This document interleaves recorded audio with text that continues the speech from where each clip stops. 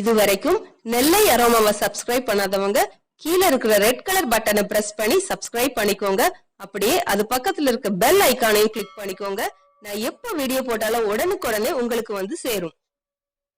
நெல்லை aroma Deepavali நெருங்கிட்டு வருது. அதனால நெல்லை அரோமா சேனல்ல இன்னையில இருந்து தொடர்ந்து தீபாவளி வரைக்கும் தீபாவளி ரெசிபிஸ் பார்க்கலாம்.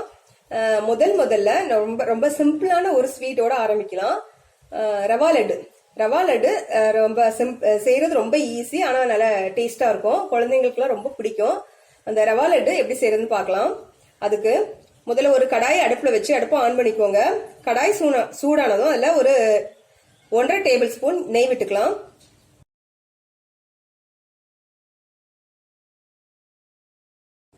நெய் உருகுனதும் இதுல ஒரு 1 டேபிள் ஸ்பூன் முந்திரி பருப்பு இதை வறுத்துக்கலாம்.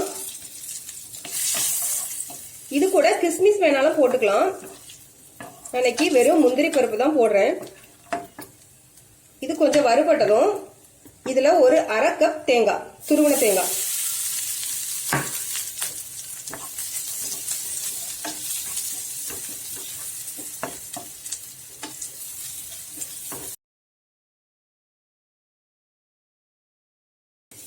இந்த தேங்காய் நான் மிக்சியில தான் அரைச்சு எடுத்தேன். சும்மா ஒரு சுத்தி எடுத்துக்கோங்க, லைட்டா பூ மாதிரி ஆகிற வரைக்கும். அது கூட 2 ஏலக்காவும் சேர்த்து போட்டு நான் அரைச்சு எடுத்திருக்கேன். தேங்காய் கொஞ்சம் வறுபட்டதும் இதுல 1 கப் ரவை.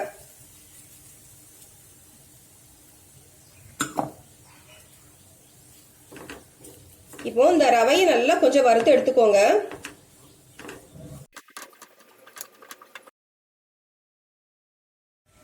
இப்போ ரவை ஒரு 5 நிமிஷம் வறுத்ததுக்கு அப்புறமா இதுல ஒரு 1/2 கப் சுகர், 1 கப் ரவைக்கு 1/2 கப் சீனி. அதிகமா வேணும்னா கூட ஒரு 1/4 கப் அதிகமா எடுத்துக்கலாம். 3/4 கப் போட்டுக்கோங்க.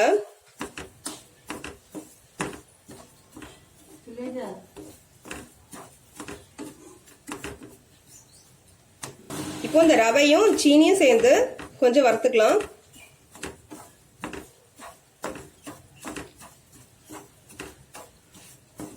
ரொம்ப வறுக்க வேண்டாம், கொஞ்சம் ஒரு 1 நிமிஷம் போல வறுத்துட்டு ஸ்டவ் ஆஃப் பண்ணிடலாம். இப்போ இந்த ரவையை கொஞ்சம் ஆற விட்டுருங்க. கை பொறுக்கிற சூடு வரட்டும். அதுக்கப்புறம் நம்ம லட்டா பிடிக்கலாம். இந்த ரவை கை பொறுக்கிற அளவு ஆறிட்டு இது கூட ஒரு 1/4 கப் பால். இந்த பால் காய்ச்சின பால், கொஞ்சம் வாமா இருக்கும்போது எடுத்துக்கோங்க. ரொம்ப சூடாவும் இருக்க வேண்டாம், நல்லா ஆறியும் இருக்க வேண்டாம். இப்போ இத லட்டு பிடிக்க ஆரம்பிச்சிடலாம்.